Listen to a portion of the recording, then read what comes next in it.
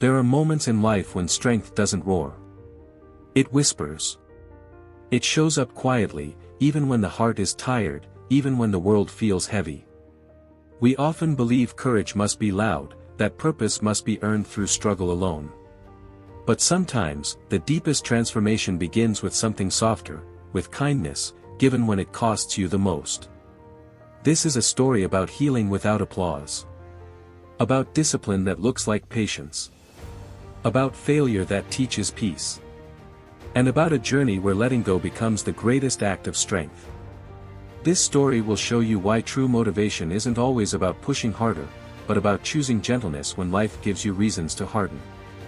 In a small, overworked hospital tucked between fading streets and restless dreams, there lived a nurse named Elena. Elena learned early how to walk quietly through other people's pain.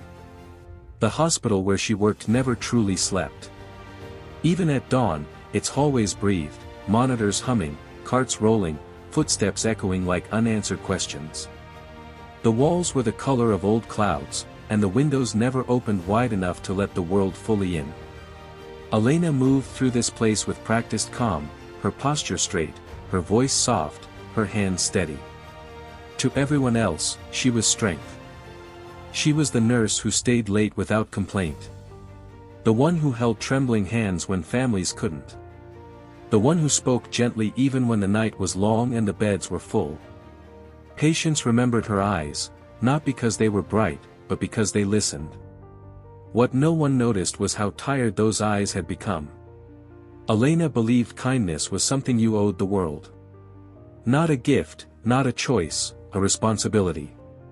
She told herself that rest was selfish, that emotional distance was a luxury she couldn't afford. There was always another patient. Another shift. Another life hanging quietly in the balance. At home, her apartment felt like a waiting room she never signed into. Unwatered plants leaned toward dusty light. Meals were skipped or forgotten. Sleep came in fragments, shallow and unfinished. When silence arrived, she filled it with hospital memories, replaying conversations, decisions, moments she wished she could redo. Still, she kept going. Because stopping meant feeling. And feeling meant questioning whether her strength was real, or just survival in disguise. Deep down, Elena wanted peace, not escape, not praise, just a sense that her giving had meaning beyond exhaustion. She wanted to believe her journey mattered. That her discipline wasn't slowly erasing her. But she didn't know how to ask for less when the world kept asking for more. And so, every morning, she tied her hair back, straightened her uniform, and walked back into the fluorescent glow, carrying a quiet hope that kindness, if given enough, might one day return to her. She didn't know yet that strength was about to ask something different of her. Something gentler. In time, Elena's kindness began to ripple beyond the rooms she entered. Word spread quietly, the way it always does in places built on routine and urgency. Doctors asked for her by name. New nurses watched how she moved, unhurried, attentive, precise, as if discipline itself had softened in her hands. Patients requested her shifts, not because she promised miracles, but because she stayed. Because she listened. Because she never made them feel like a task to be completed. For the first time in a long while, Elena felt something close to pride. She told herself it wasn't about recognition. And maybe it wasn't. But there was comfort in knowing her presence mattered. That her journey through long nights and aching feet had purpose. Each small victory, a patient smiling again, a family breathing easier, a crisis navigated without panic, stitched her confidence back together. She worked harder. Longer. Discipline became her armor. She memorized charts, anticipated needs before they were spoken, filled gaps before they widened. Even on her days off, her mind remained on the ward. Healing, she believed, required constant vigilance. Strength meant never slipping. And for a while, the world rewarded her for it. Supervisors praised her reliability. Co-workers leaned on her calm. In moments of chaos, she was the one called forward. Elena learned to stand tall in pressure, to absorb stress like a wall absorbs rain. The hospital ran smoother when she was present, and that felt like proof. Yet beneath the rise, something fragile began to form. She no longer noticed when her hands trembled after long shifts. She ignored the quiet ache in her chest when she passed the break room without entering. Laughter with coworkers faded into polite smiles. The idea of rest felt undeserved, almost dangerous. Kindness was no longer just who she was.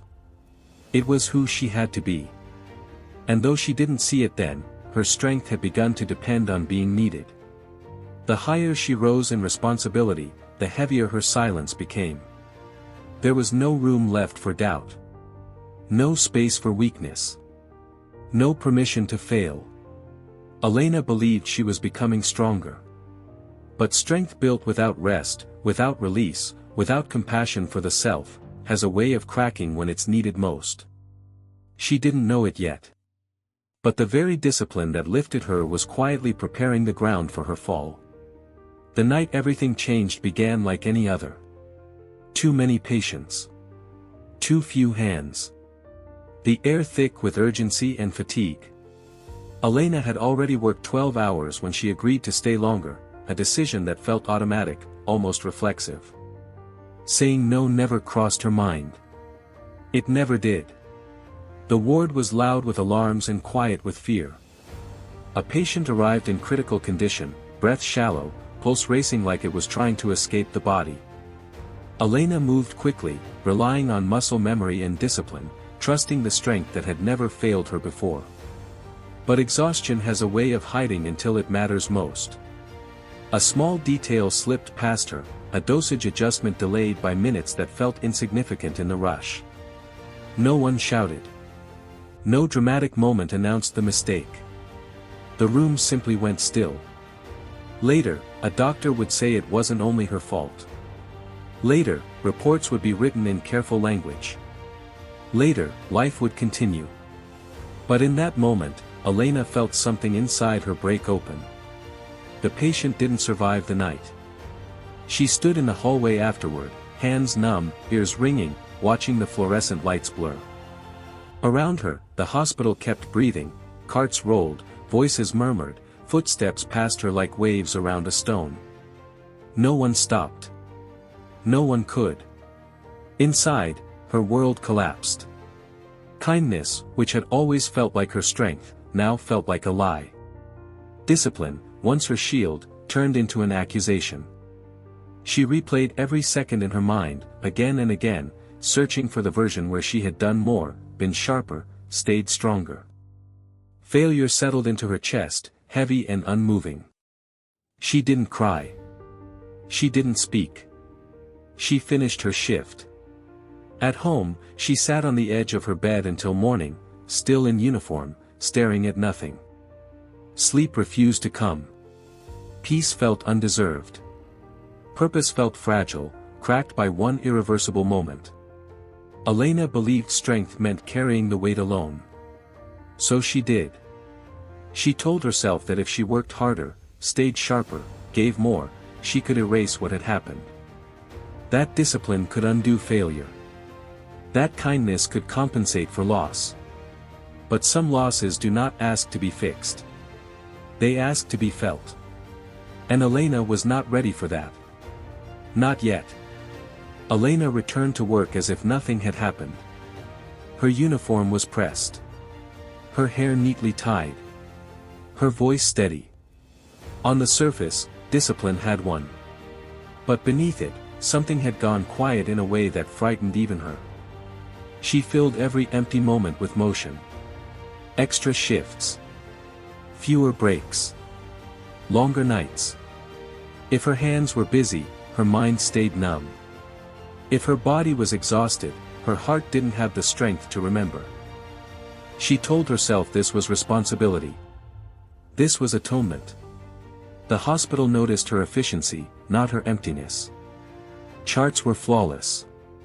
Patients were cared for. Procedures followed perfectly. But kindness had changed shape. It no longer flowed, it performed. Smiles arrived on time. Comfort was delivered with precision. Yet something human was missing. Elena stopped speaking about the patient who died. She avoided the room where it happened. When guilt surfaced, she buried it under routine.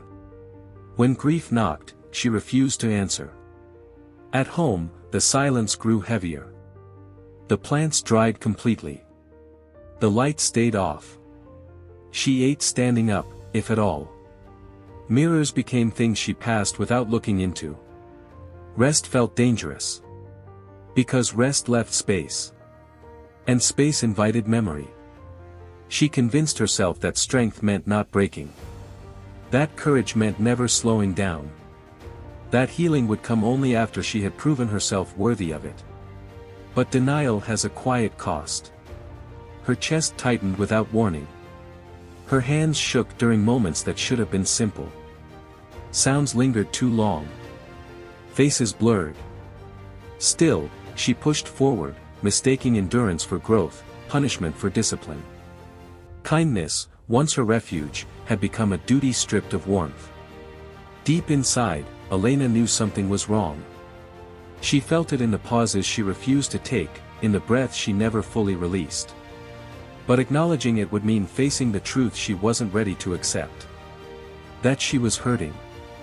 That she had failed. And that no amount of overwork could change what had already happened. So she kept moving. Because stopping felt like falling apart. And she was terrified that if she stopped, even for a moment, she might never find her way back.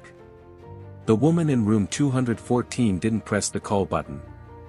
She waited. Elena noticed only because the room felt unusually still.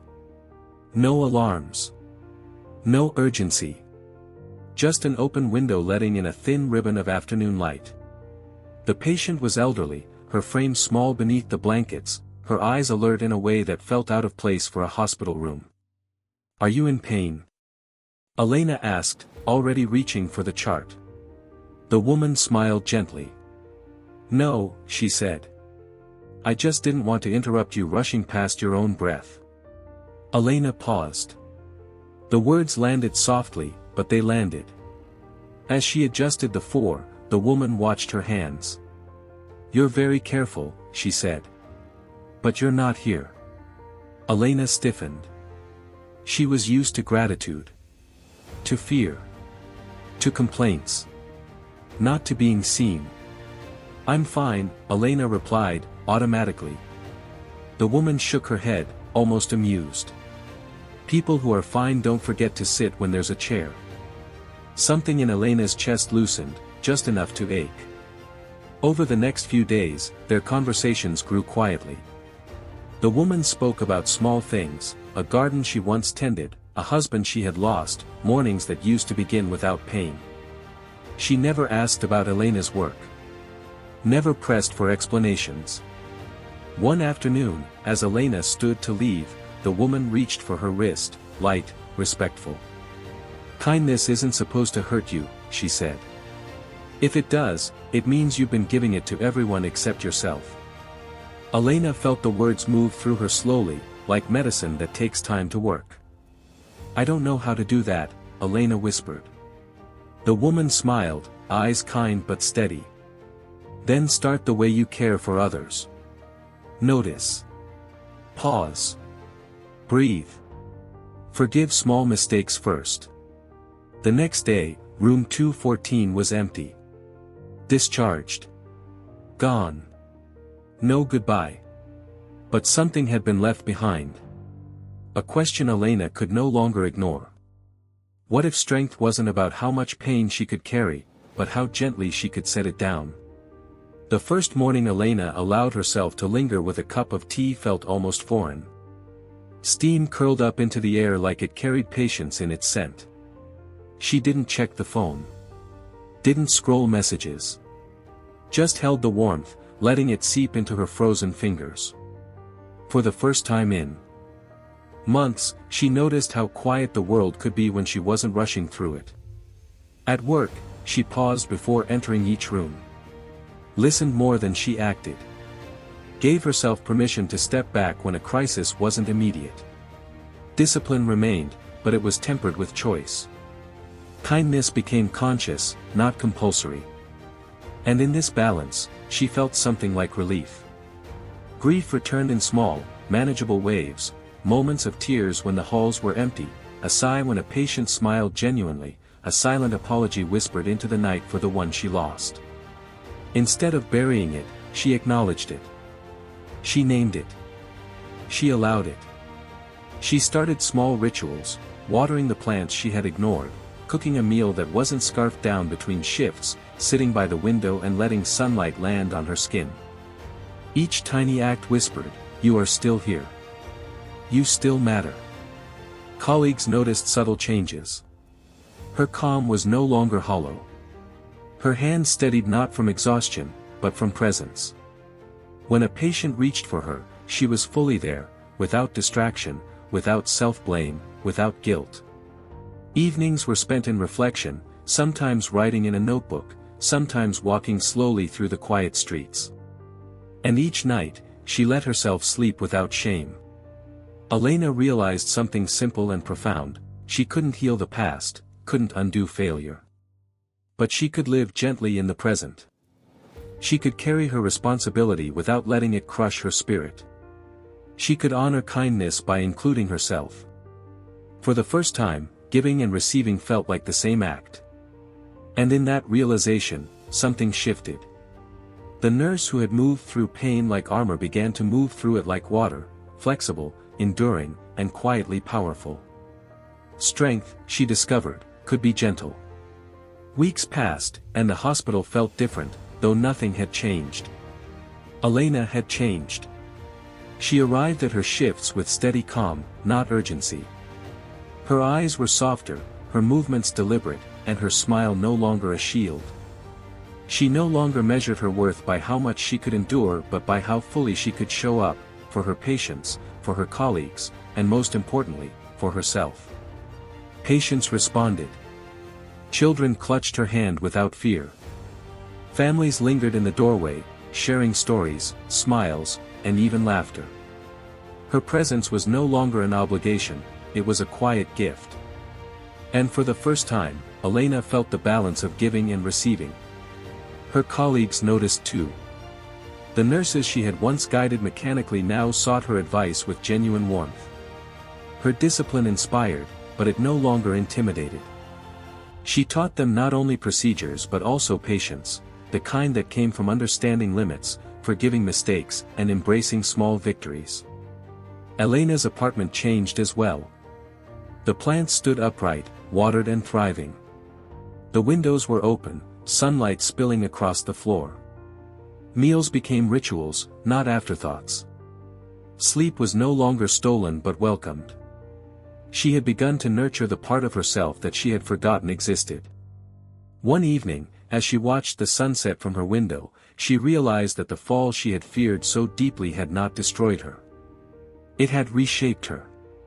Strength no longer felt heavy, it felt fluid, alive, and kind. Courage was not a roar but a quiet choice every day to act with love, even when life demanded more than she thought she had. She understood now that discipline was not just about endurance. Kindness was not just for others. Purpose was not a burden to bear but a path to walk, gently, step by step. And in that gentle strength, Elena found peace. The world kept moving. Alarms sounded. Carts rolled. Life demanded attention. But she moved through it differently now, not because she had to, but because she had learned how to care for herself while caring for others. The dawn was new, not because it was brighter, but because she had learned how to see it. Life often asks us to give more than we feel capable of. And yet, true strength is not measured by how much we can carry, but by how gently we carry ourselves along the way. Elena's journey teaches us that discipline is not only about endurance, it is also about knowing when to pause. Courage is not always a shout, sometimes it is the quiet decision to show up, even when the world feels heavy. Kindness is not a liability, it is the most resilient form of strength. But that kindness is only sustainable when we extend it inward as well as outward. Failure will come. Mistakes will happen. We cannot erase the past, nor should we wish to. Instead, we can allow it to teach us, soften us, and guide us toward healing. Grief is not weakness, it is a path to understanding and release. And letting go is not surrender, it is the first step toward freedom. Healing begins with attention to the small things, a meal eaten mindfully, a moment spent in sunlight, a breath taken without judgment. Transformation does not happen all at once. It is gradual, quiet, almost imperceptible, until one day you realize that the weight has lifted, and the world looks different because you have learned to move through it differently. From Elena, we learn that true purpose comes from balance. True courage comes from gentleness. True motivation comes from understanding that caring for ourselves is as essential as caring for others. So, pause when you need to. Breathe when you feel overwhelmed. Give without losing yourself. Forgive mistakes, yours and others. And remember, strength is not loud, it is quiet, persistent, and kind. If Elena's story has touched your heart, carry its lessons with you. Share this message, reflect on it, and allow the gentle strength of kindness to guide your own journey.